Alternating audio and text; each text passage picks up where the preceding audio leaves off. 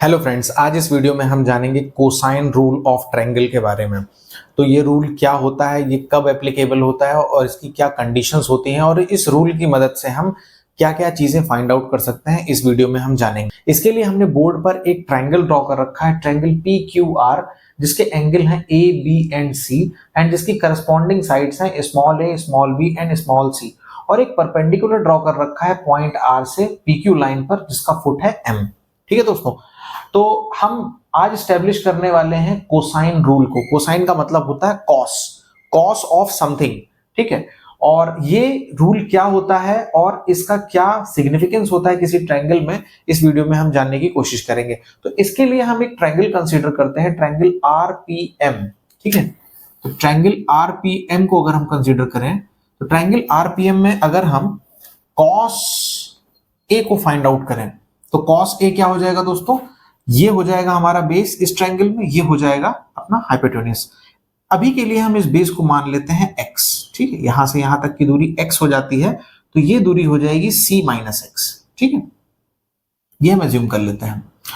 तो दोस्तों अगर हम cos a की वैल्यू निकालें तो हो जाएगी x अपॉन b। यहां से x की वैल्यू आ जाएगी b cos a। ठीक है, इसको हम इक्वेशन नंबर 1 का नाम दे देते हैं।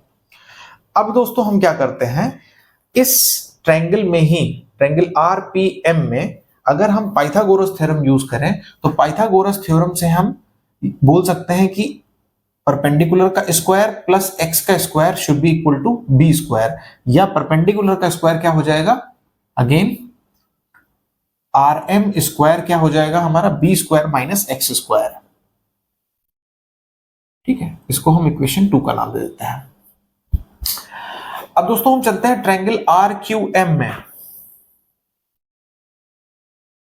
और ट्रायंगल आर क्यू एम में फिर से पाइथागोरस थ्योरम यूज करते हैं। तो फिर से पाइथागोरस थ्योरम यूज करेंगे तो आर एम स्क्वायर क्या आ जाएगा, आर एम स्क्वायर की वैल्यू हो जाएगी ए स्क्वायर माइनस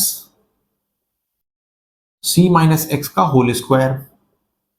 इनकी लेफ्ट हैंड साइड बराबर है तो राइट हैंड साइड को भी इक्वेट कर देते हैं।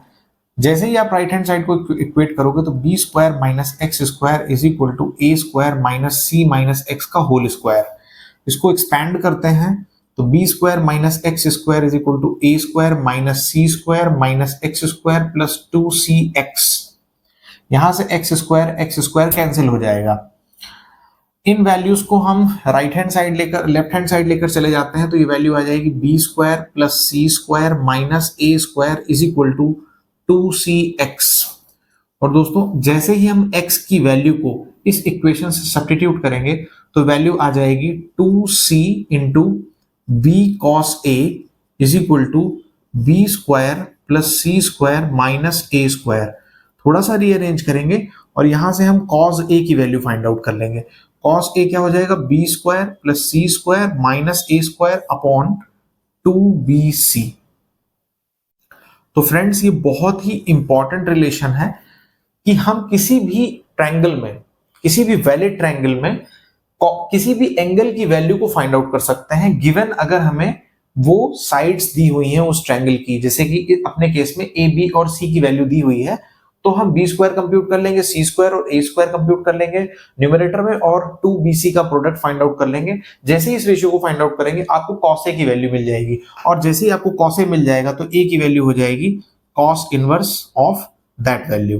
लेट्स से ये वैल्यू x निकल कर आती है तो आप तुरंत किसी एंगल को फाइंड आउट कर सकते हैं।